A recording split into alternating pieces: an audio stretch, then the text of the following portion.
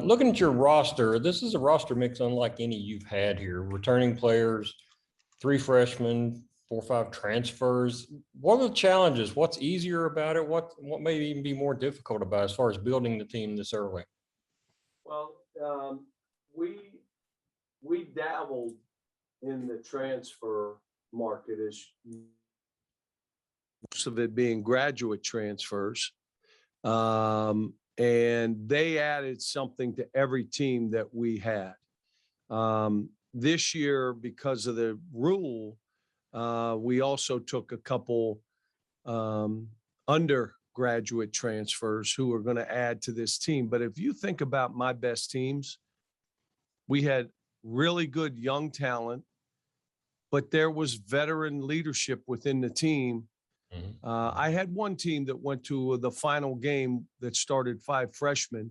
That is unusual, but this is more like a team, and we got depth. They've done some really good stuff together. The 7-8 weeks this summer, they came together as a team. They did good stuff. They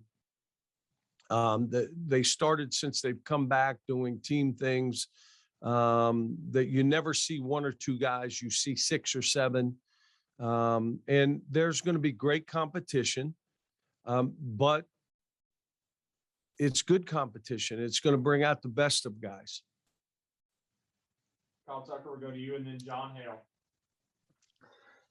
Kyle, I wonder after last season, if there's anything, as you sort of self-evaluate and evaluate the program and all that. Obviously there's a bunch of new faces, there's new coaches, just philosophically that you've maybe changed in your mind or will want to change going forward. Well, Kyle, here's what I'll say to everybody. That year was awful for a bunch of coaches, but it was awful for everybody. And my thing is, I'm moving on. I'm excited about coaching. That's going to be a blip in the screen. It was painful for every one of us to go through. Every one of us. And I'm not talking just coaches, everybody, every student. It was painful. And at this point, I'm not looking back. I don't have the rear view mirror. I'm looking forward. And all I would say to everybody is I'm jacked about where we are, where we're going, how the recruiting's going, all that. And you could tell that I'm like, let's go. Let's get this started. And great group of young people. How about they come together and say, well, we're going to do name, image, and likeness, but we're going to give 10% back to charity. Who does that when you're 18 and 19? That means we got some good senior leadership. Who does I just learned this morning, kickball. I want kickball. Where'd they do it? Did they all do it? Who showed up? What was it about? They're engaging our fans. That's what this program is. We've built a culture in basketball here over my time that is about fan engagement.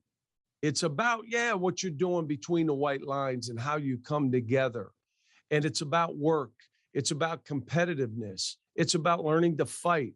It's about betting on yourself. It's about being responsible for you. It's not about being a victim. I don't want to sit here and go over that. Look, no one wants to hear, well, this, that, and the other. But I'll tell you, for all of us, it makes us appreciate what we have, how we do things that showed us that work. But you know what? Time to move on. Let's go next year. Thank goodness we got through last year, and we did. John Hale, go to you, and then Larry Vaught. Cal, given the way last season went for him just as a team, I don't know that anyone would have blamed Davion for just saying it's time to start a pro career, get paid to play. What did you see from him in the way he was able to embrace this program and make that decision to come back, even with all the stuff that went on last year in terms of no fans, the record, all that? Davion was one of the most appreciative young people that I've been around. He made statements to me about what this program and, he'd look at me and say, you saved my life. I'm like, what are you talking about? Coach, you gave me a chance. You breathed life into me again so that I could do what I love doing. And he ran the gamut. And I told him to run the gamut to see if there are any opportunities out there that you could take advantage of. And so he finally called and said, Coach, I'm going to come back. I want to do one more run at this.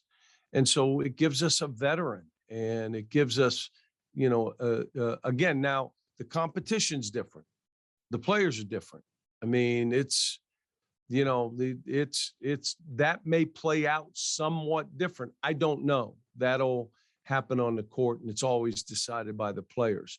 But I'm happy he's here. I love being around him. How about I met his family in person for the first time 2 days ago?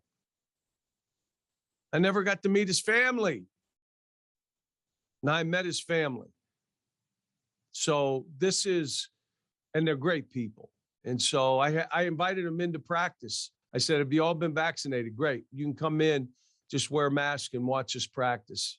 Stuff that you guys and ladies know, we've always done that here.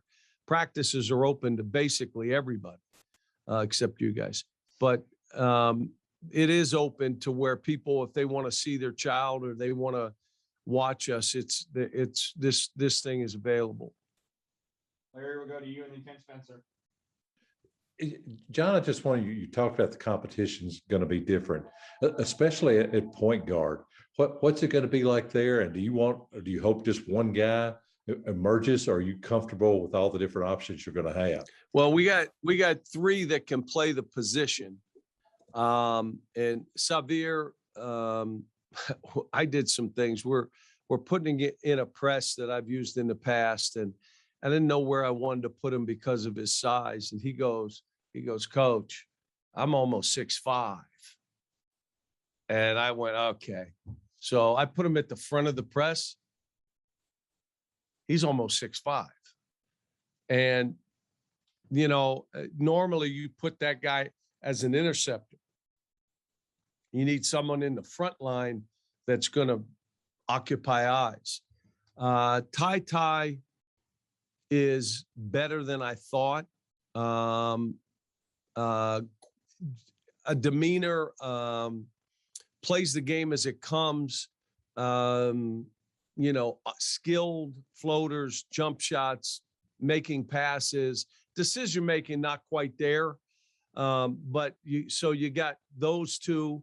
One, they can play together. And as you know, I've played 3 point guards at the same time in the past at times too.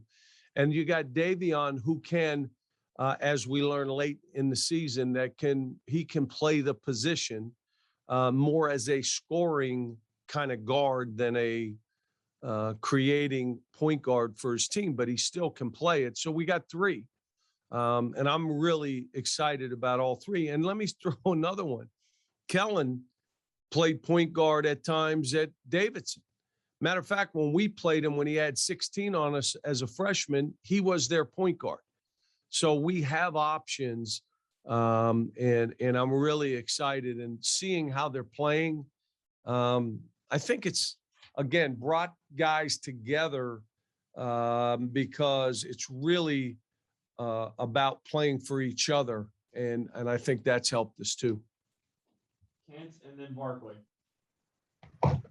John, you kind of mentioned it before about recruiting and momentum and going pretty good. What do you think the difference is for you guys in recruiting? Because it seems like you guys have got some momentum right now that you haven't had in a while. Kent, I think we've had the number 1 or 2 class every year I've been here, but you may be right. We may be not having the momentum. I think we've missed on some guys, which is, I've always said it, we will. We don't get everybody. I was talking to a coach yesterday in Orlando, was in there listening, and it was basically so-and-so promised the kid he would start. And the coach said, look, I got to do it because other people are doing it. And you guys know I don't do that. So there are some kids that want to be told you're going to start, you're going to shoot the ball 25 times a game, you're going to be the main guy, everything. Most of that is not truthful. It's embellishing. Some of it happens. Sometimes it doesn't. I'm just not willing to do it. So we will lose guys like that. And I've said this my whole career. I'm overrated as a recruiter, but that's fine. But I'm overrated that way. And so my hope is kids want to come here because of the culture we built, which is competitive environment, other really good players, learning to be a great teammate, betting on yourself, being responsible for you, being in the greatest shape of your life or someone else is playing. You got to come in here and fight, which means when you leave, that's why our guys do so well. They learned to fight. They weren't guaranteed anything. They had to take what they wanted. They had to bet on themselves. But I see that, we're involved in the right guys. And I come back to information in this stuff is the key. There are times you got to walk away from guys because you got information that says, you know what, let's just walk. And that doesn't mean he's a bad kid. He may want something that we're not willing to do, or I'm not willing to say. He may want us involved so that he could say, Kentucky wanted me. That verifies me as a player. Well, if that's the case, that's fine. Let's walk away. And now you don't get dragged down rabbit holes where you don't need to be. But I'm the kids that we're talking to, most cases have said their dream was to play here for me. And you know what? We just got to hope they're not talked out of it. I mean, that's what I would say. Barkley and then Gary Graves. Good morning, John. Yeah, you brought up the kickball game earlier. You just found out about it this morning. Obviously, one of the basketball team's priorities is to limit exposure during the pandemic. Do you think that might have been, counterproductive in the sense that there could have been, unvaccinated people out in the community that were around the players? I would say I didn't see that. Did they all have masks on? I don't know. It was outdoors. I did not know about it, but to be honest with you, I asked the first question, where did they do it? And they said outdoors. They said, well, that's good. But what I am doing as a coach, I'm listening to the health officials. Whatever they say, that's what we're doing. I'm listening to the university, who is listening to the health officials. What are they saying? That's what we'll do.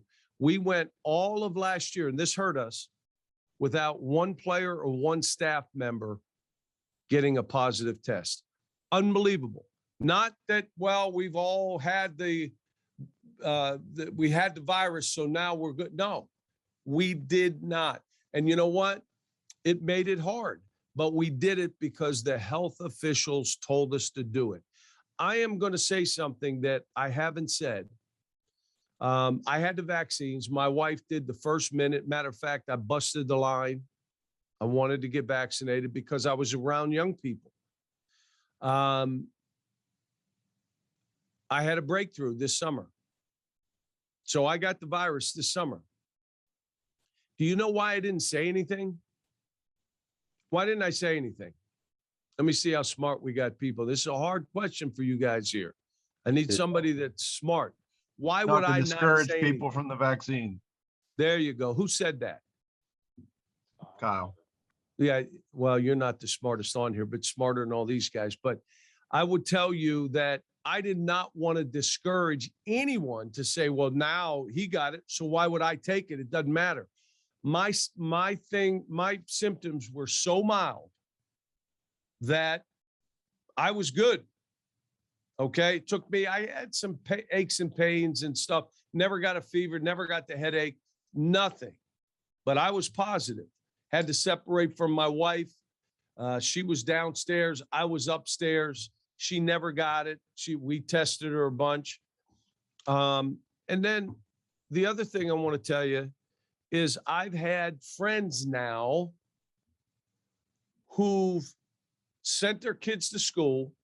They've been vaccinated and they've got the virus because they got it from their 11-year-old, 10-year-old, 9-year-old. that cannot be vaccinated yet, bring it home, and they got a breakthrough. But how about this? They're not going to die. They're not going to die. So all I'm saying, I'm not telling anyone what to do with their body. I'm telling you what happened to me and what's happened to my friends. And I care about, my concern is 12 players and our fans. I don't want to hear anybody died because they didn't do it. I'm just saying, it doesn't say you'll never get it. But the chances of something severe happening are really, really low. And I want us to have a full arena this year. But we're going to have to go with what the health officials say. So let's hope we beat this down. And I got through to one person. I saved a life that said, you know what? It's free. I don't like shots. I don't like shots either. Believe me. My wife couldn't believe I went. I mean, when I see a needle, I about faint. So you'll never see a tattoo on this body. What? A tattoo? No, because I'm not taking a needle. You take the shot, you got a chance. I'm not telling anybody what they have to do. I'm telling you what happened to me. Gary Graves and then Jerry Tipton. Morning, John. Morning. Looking at your front court, what things have you worked on this summer in terms of getting more aggression out of them? I mean, and what kind of role do you kind of foresee for guys like Keon and Jacob in terms of being more aggressive? The biggest thing that we've done, and I'm telling them, we're going to have 4 positions that are guard positions. Now, it doesn't mean I'm starting 4 guards, but if you want to be in one of those 4 positions, you're going to have guard skills, which means you better be able to get in that lane and lane touch. You better be able to make shots. You don't have to make them all. You just can't miss them all. And if you don't have guard skills, you're going to be playing as one of our big guys. Keon has gotten so much better, so much better. I think part of it is Bryce has come in with a physicalness, and I mean, he's better than I thought, physically good with the ball, gets you on his shoulders, and all of a sudden it's got Keon playing more that way. Keon has one of the best floaters in the country. Shoot it. Less threes, more floaters. Get in, take a bounce, let it go. Better. I like that we have physical strength in Oscar and Lance. We have that shot blocker in Damian. So we have the pieces. How we fit them together, that's going to happen over the season. My guess is we'll start slow like we always do. You know, the schedule is not like it was last year, where you're going to have some games where you're going to learn and grow and do some things. But it's and I'll bounce to the schedule. Bringing Tubby home and letting Tubby see how much he is loved in this state. Been asking him for the last couple of years. Finally, he and I talked. I said, Tubby, I don't know if Coach Hall knew how much these people loved him. I remember when we asked him to stand up and do the why, and people didn't stop clapping for Coach Hall. And to this day, we know, and he knows, more importantly, how they feel about him. The same with Tubby. Doing things around the event is going to be fun.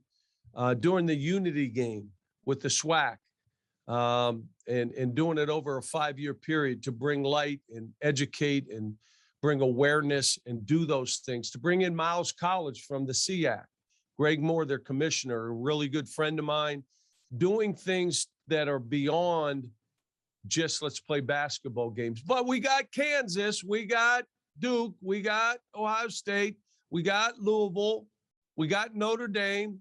We still got those games. And I was told 2 weeks ago, our league, by people that would know, and some in the league, not coaches, but This may be the best our league has ever been, top to bottom. Never been better. So we will be challenged, but we'll have some games too that we can learn from. Go with Jerry and then John Wong, and then we'll have time for a few follow-up questions. Go ahead.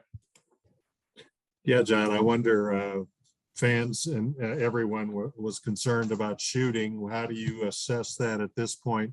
And how could it help maybe Dante not having a lot of that responsibility on his shoulders? Well, here's one thing. Our shooting should be better. Now, not yesterday, the day before we practiced. I'm like, we missed a lot of shots. Tell me when we went live, what was our three-point shooting? We were 0 for 10. And I made sure I sent it to each of the guys. And I said with that, you don't have to make them all. You just can't miss them all. Can't miss them all. You better be spending time in the gym. Second thing I want to tell you is I told the guys, because there's balance, we do now have more shooters. We do have more penetrators. We do have some strength. You know what I said? May end up playing the best 5 defenders. Like, if you can't guard, this may be a hard time to get on the floor because we got enough of every. It isn't, well, you just played. No, we're trying to win.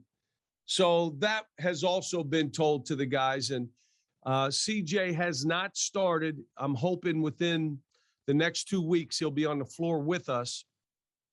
So we haven't seen what he adds to that.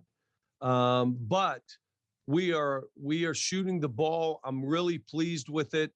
Guys are competing. I mean, everybody has had spells where they made them, whether it be Kellen, whether it be Dante, whether it be Davion, whether it be Keon. I mean, they've all had spells where it's bang, bang. We're just going to have to be more consistent. And again, this may be a team that there are 3 of you that we're really looking for you to lane touch. These 3 or 4, we're looking for you to shoot, or when you drive it, shoot a floater. That's it. And there may be other guys that here's how we're asking you to play. As we teach them all where the game is going, which is spacing, which is skill. If you don't have skill, you're done now. 8 years ago, you could be drafted in the top 10 picks and not be real skilled. You ready? You're going in the second round, maybe, if you're not skilled. I mean, athleticism is there. If you're really skilled and you're really athletic, wow. But if you're really skilled and you're not quite you may be okay now. The game is changing right before us. If you can't get by people and get in the lane and lane touch, I mean, if you can, you have really, and make decisions, you're really adding value. John, why was CJ not been active? It's the same. We're taking it slow. He's somebody we're going to need, and I'm not going to have him come back. And I'm telling the trainers, don't bring him back early. We have another player injured too that I'm not going to tell you who it is. He had not been in this 5-week period. I don't know if he'll go at all either, but there's one other guy that's out too. John Wong, we'll go to you and then get to a few follow-ups. Hey, John, the role of the graduate assistant at Kentucky has traditionally been pretty limited. With Brad coming on board, how do you see that role expanding? I mean, for God's sake, he's your son. Are you going to let him call some plays? What will he actually be doing? He'll be my top assistant. What I'm making him do right now, I make him do stuff just to do it. Brad, go get me coffee. And then I throw the coffee out. I didn't want any coffee. I just wanted him to have to go get it. I need you to sweep that floor down there. But I want him to do more than expected. I've told him that. If you want to move in this profession, you do more than expected. So there'll be things he tells me after practice. He's very good about it. Like, he's not trying to step in. He loves to add value to the players. And it's something that, I want to be around my son. He's in our office. I just gave him 2 folders that I was going through yesterday. I was in the office yesterday, and there were some folders I found that were stuff that I've done from 8 to 20 years ago. And I had put them in there, and I said, I want you to look at some of this stuff. Some of it I took out and said, I got to go back to some of this stuff. So he's into it. He wants to do this. He's starting at the very bottom where he should start. Yet, like, I want him involved in everything because I want to teach him. I want him to learn. And you're right. You said it. He's my son. But he played for me. My son. How much did he play? This is merit-based. This is merit-based. You add one of the, do you know why I asked all the staff members to do a scouting report for every game? Every staff member scouts the team we're about to play and gives me a 2-page scouting report. Why do you think I asked them to do that? And another question, Kyle, don't answer. We know you're the smartest guy here. Let somebody else answer. Why would I do that? So you can get information from everybody. How about I need to know, do you know anything? You're not speaking to me if you don't know what you're talking about. So we're in a game. I'm going to listen to, when I look at a scouting report, I want to know this guy knows what he's talking about because I looked at that scouting report. If he doesn't, don't talk to me. Brad will be included in that. The same with film stuff. I'll be asking him to do stuff with the film.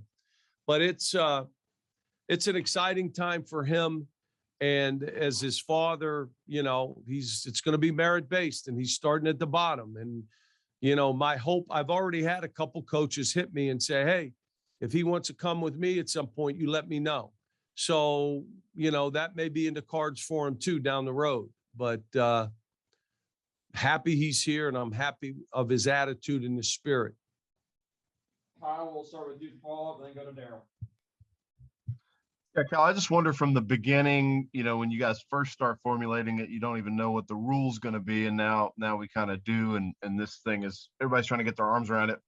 How has your name, image, likeness approach evolved as you've gotten into this thing? And what does it look like today? Well, first of all, let me say this. Players are not going to come here because of name, image, and likeness. They're not. They're going to come here because of Between the White Lines, this culture and the brand that we've built in basketball, the nationalness, the all that goes along with it, the teaching, what happens. How about this? The results of coming here. That's why they'll come here, not name, image, and likeness. But let me say this to you, Kyle. It is a reason they'll go somewhere else if you're not doing it right, and they will do it. Every player that we brought on this campus, and we're talking about recruiting, they wanted to know, their families especially, what are you doing with name, image, and likeness? How are you trying to help, and how are you trying to protect? Every kid. Let me say this. When they came out with the 3-point line, some of you, Jerry, you were probably 60 then. When they came out with the 3-point line, everybody said it'll be the end of college basketball. I won't even want to watch it. What did they say with one and done? The end of basketball. It'll never be the same. Had coaches say, I'll never do it, they did it the next year. It didn't hurt the game. It only made the game better. I'm telling you, we've been 3 months now. It's ending the sport as we know. It hasn't. And it won't if we do it right. We have to, as we do this, my mindset, I want us to be the gold standard. Do you know how many coaches are calling me? What are you guys doing? Because they think that's what we are, because they know we have the best fans in the country. They're most engaged and raving fans. They also know our television ratings outdo 90% of the NBA teams. They know all this. What are you guys doing? How are you doing this? My belief is, again, because of all that, let's be the gold standard. That means let's teach and educate. And I want you all to hear this. It's not inducement if they're already on your campus. That's not inducement. They're here. What we do with them now that they're on campus to educate and protect, they need to have someone look at a contract to tell them what they're signing. Not that I saw it, it's okay, go. I'll give you an example. A football player signs a 3-year deal and he gets $300,000 a year for signatures. What's the difference between that and a football or basketball player doing it? And I'm going to ask, who should I ask? I'll ask Kyle. He's the smartest guy here. Kyle, what's the difference between that and a basketball player signing the same contract? Nothing. Yeah, there is. I knew you're not very smart. Is anybody smarter? Basketball player won't be here for 3 years. Hey, who is that? John. John Hale? Wow. He's going to be in college 3 years. He's not signing away his rookie year, which may be rookie of the year, and he's signing everything away for that. How about you make sure these kids know everything is open-ended and there's a time frame? In other words, if you want to do something with somebody with a shirt company, do with 5 shirt companies. Don't be locked into one. Don't be locked into a time frame. Educate. All right, you ready? They're going to learn about this guy and they're going to not like him. If you like this guy, I need you to raise your hand. Mr. FICA. You know Mr. FICA? Oh, Mr. FICA's relentless. Mr. FICA just keeps coming. Do you understand they got to have a tax account? There's stuff that we can teach and be a part of. How about we get the business school involved? Let a class be on how can the guys engage with the fans. Here's what I'd say. If this works for us, do you know what it's going to do engaging our fans? They're going to be even more engaged. And the players are going to figure out if we want to do well at this, we got to be engaged. How about what they've already learned? They come to us and say they want to give 10% back to charity. We want to get, if anybody wants to do business with us, we want to give 10% to charity in our name. How about this? If a business wants to come and talk to us, let him talk to all of us. We can't do it as a group, but he can talk to all of us and do individual contracts with everybody. Maybe someone makes a little more, maybe they don't. They all get the same, but they're doing stuff like that. That's bringing us together, not separating us. And I'll say this, it is not taking away from another sport. The stronger men's basketball is at this university, the better it is for every other sports team. And we get it. I understand the importance of this being good at what we do. And lastly, the executive order was huge for us. Don't let anybody tell you it didn't matter. It was huge for us. Every other program in the SEC had a state law, except us. We had nothing. Well, you could do anything. What if they restricted everything? So we needed an executive order, and thanks to our governor, we got one. Who followed it up? What 2 states said, they're right, we better do what they did? Ohio and North Carolina, which even showed that, yeah, we did the right thing. They followed us because they didn't have a state law. Now, a state law. We need a state law, but it needs to be nimble and flexible. It cannot be restrictive. We don't know where this is all going. A year from now, there may be a lot of changes. And let me say why a state law is important. I've been wrong before. When was it, Eric? I think it was 1978, Larry, 78. I don't feel there's going to be a federal law for 3 or 4 years. I've been wrong before, but let me tell you why. Unless there's chaos, unless there's something that makes them act, they're not acting. Now, we can all talk and have meetings and this guy's saying the right thing. They're not going to act unless there's chaos or something happens. I don't see that going. So we need a state law.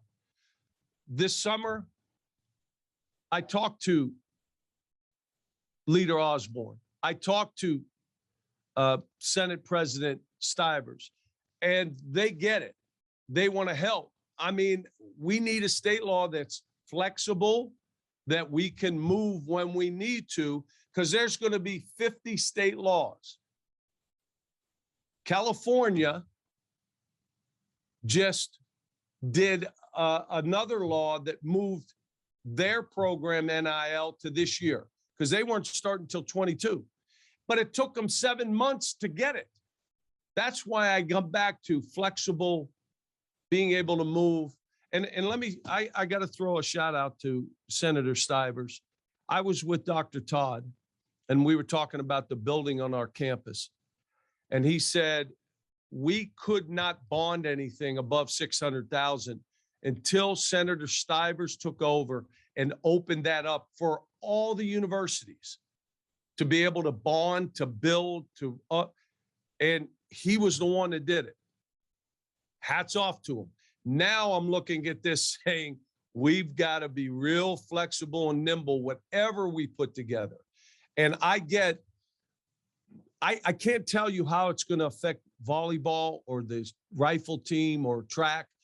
I can tell you how it can affect men's basketball. And here, you know, it's kind of important that we get that right. And I know they will. I'm pretty confident in both Speaker Osborne and Senator Stivers that they're going to get this thing right and make it flexible. And I would rather fail fast than be in the caboose. We don't know what's going on, but you know, let's not be in the caboose now. We're going to fail some. We're going to have to change. There's going to be things we try that aren't going to work, but there's going to be things going on 6 months from now that weren't now that we all say, well, that's something great. That helps the kids. That helps the programs. We don't want to be too locked in. Does that make sense to everybody? Guys, I know we're running short on time. We're real quickly try to speak through these last four. We'll go to Daryl, then John. Yeah, Cal, you won a national championship. You're in the Hall of Fame. Friday, you're coming face to face with a statue of yourself at UMass. I'm curious how you wrap your head around kind of a surreal moment like that. It's kind of neat. I tried to get Ellen to come. She says, I see you enough. I'm not looking at you in a statue. So she's not going to go, I don't think. But to be there with Julius, with a coach that I respect, like I respect Coach Hall, Jack Lehman, and then Marcus Camby, who I've told over and over again that what you've done for me and my family, I could never repay.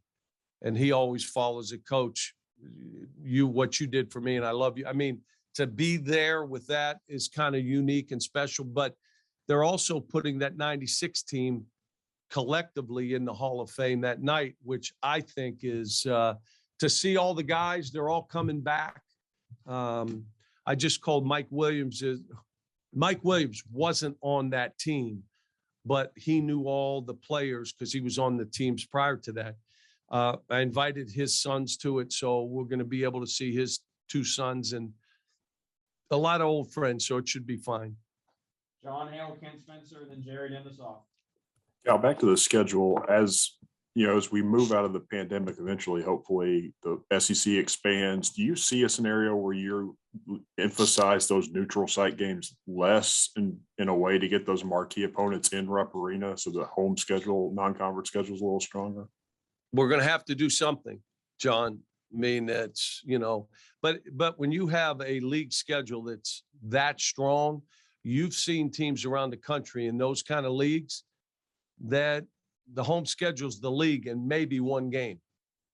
In our case, it may be Louisville or the Big 12, which may change. It may be another league, and that may be one, and then maybe one other. But you're right. It's there. You got to give somewhere. We can't overschedule and throw it at these kids for something else. We've got to make these schedules where these kids get a chance to grow and get better and learn about each other versus just throw a gauntlet at them because we need another game here. This should be and always has been about these kids. And so that won't change in my mind as I do scheduling. But, you know, if it affects how we're doing something that do you walk away from the game that's become big or the CBS challenge? Do you walk away from being able to play in an area that becomes a big game? We're going to end up having to give up something.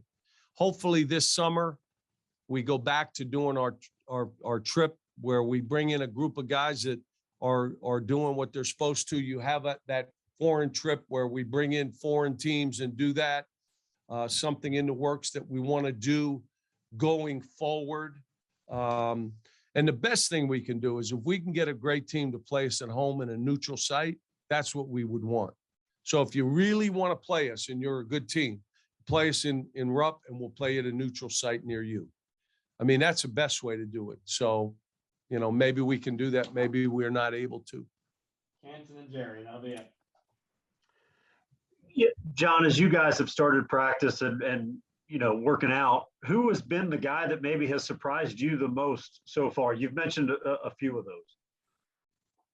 I'll be honest with you. They've all, you know, I could go right down the line and name, you know, other than the two that haven't been practicing, you could name 10 guys that have had good days. And that's why I keep coming back to, we may play the best 5 defenders. So if you're not, you better get in the best shape of your life. Your body fat better drop. You better fight like heck. And if you think you're going to exchange baskets, you're not playing. So now it's the challenge to everybody on there that I'm going to have to defend and rebound and do all these other things because he and I are pretty equal everywhere else, but he does that, which means he's playing before me. So I don't want to pull out one guy because I'll be honest with you, I've been pleased with all of them. Jerry, last one. Yeah, John, one other thing about your positive COVID test. I'm wondering when you tested positive, how you think you contracted it, and what are your rules for staff and players about getting vaccinated and wearing masks? Well, I was in New Jersey, and for all of us, if you're not feeling right, in the past, would you ever go get tested? No. You just go take an aspirin and let me have some NyQuil, I'll be fine. But I wasn't feeling right. And I said to my wife, let's get the antigen test. So we got the antigen test. She took it, I took it. Hers was fine, which is typical of the princess. She's good with everything. And I am like, this is a little shaky. So then we both go take a PCR test. Again, the princess is negative, and I come back and it's like you're positive. I have no idea where I got it, what I got it from. You just don't know. But I had every staff member, like I had 20, 25 people that are near me. I need you all to get tested. So after they got tested, knew Ellen was fine. They all thanked me for Karen. And I said, Karen, I wanted to know if one of you guys gave it to me. I wasn't Karen. I'm just trying to figure out where I got this thing. But everyone was negative except me. My wife was negative except me. I didn't know. And so that's why I couldn't be recruiting. That's why I couldn't be at the draft. I was quarantined for that period of time. Ellen stayed downstairs. I stayed upstairs. And again, I'll say why I did not announce it then. My neighbor said, you didn't go to the draft. You're positive, aren't you? And I said, why would you think that? Because you would never miss the draft. And he got it. I would never miss the draft. I had to call Isaiah that day and say, look, or 3 days before, I'm not going to be able to do it. I can't be up there. And so he was fine. And but I just encourage people to think about this. It is kids going back to schools that are not vaccinated can bring it back to you or your family. It could happen. And if you are vaccinated, the chances of something serious happen are very, very, very slim. Please, I only say that. If you choose not to, that's fine. I'm only telling you that it's your best chance of protecting yourself, maybe your family, your parents, whatever, because there's still going to be two came and there was breakthroughs, but they're not that sick. They got sick, but they're not that sick.